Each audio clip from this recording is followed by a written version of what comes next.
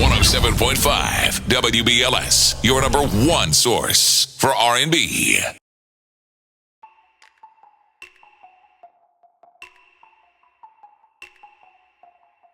Does anybody watch the Braxton show? Love it. Okay, me too. Those are my girls.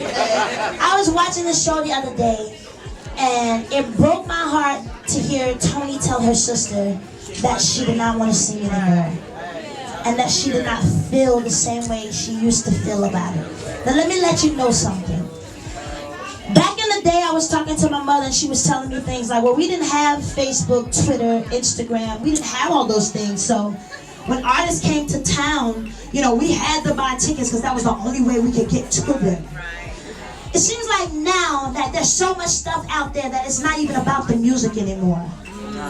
It's about your personal life. Who you dating, what you wearing. When we zoomed in, you had a zit on your face.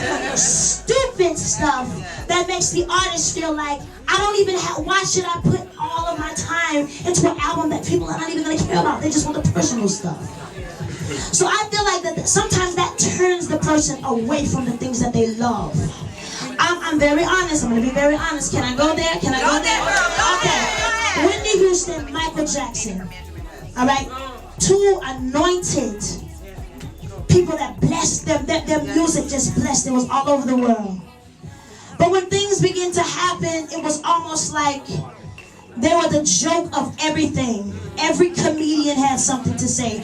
Every radio station, every news station, every magazine. And so when then they passed away, everybody wanted to cry. Everybody want to hold their lighters up. Everybody want to get to the funeral. Girls, if I can just get to the funeral. I'm bothered by that because I feel like we as people, as Americans, we have to stand for each other. When you see people down, you should lift them up. We are no different from you. Can you stop that right? Because I want them to hear everything I have to say. Ooh, she wants the music to stop, y'all. We are no different. We are no different than you. We just have gifts. We like to sing. We're no different from doctors, lawyers, teachers. Everybody has a past. Everybody. Some may be worse than others. Everybody does. So my reason for being very open and my reason for sharing my story is to uplift all of those people who've been through some things and feel like because they've been through that, they can't go on with their life. That's not true. We all have a destiny. We all have a calling. We all were put on this earth to do something. And so I'm here to tell you guys, as side effects of you, I put everything in that album, my feelings, my thoughts. I took time off. I was doing shows, but not as many shows as I like to do. And I took some time off to check Tasia. Because a lot of times I love you too, boo. I love you too, boo. A lot of times we blame things on everybody else. And I think I was going through that. Oh my God, I blamed the people who left me, the management. I went through this because they. Sometimes we have to sit back and check ourselves. Because we could be doing the thing. We are allowing the stuff to go on. We are allowing the bad people to come into our life. The bad relationships. My Lord, have mercy. So I took time off. And in that time off, I wrote my thoughts, I wrote my feelings. I do my own grocery shopping, and I love Target. So whenever I'm out, people come up to me and they tell me, like, people are very open and honest with me. They tell me their stories. And sometimes I'll be like, wow, I'm not as bad off as I thought I was at that time. Because people are going through a lot of things. So in that time, my time off of me feeling like I'm almost done with this music stuff. No! Oh no, I'm here though. I didn't choose that path. She said, girl, shut up, don't say that. But in that time, I realized why I had to continue doing my music. And it was those times that the people would come up to me and give me their stories. It wasn't only women. It was men, women, white, black, young, old. And I said, okay, I get it. The other stuff is for the birds. They can say whatever they like.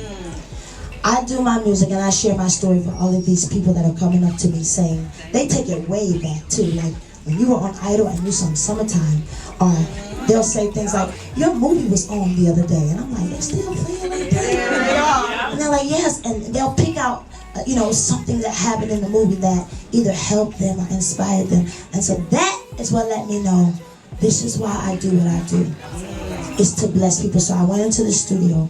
I took that book and I used my situations.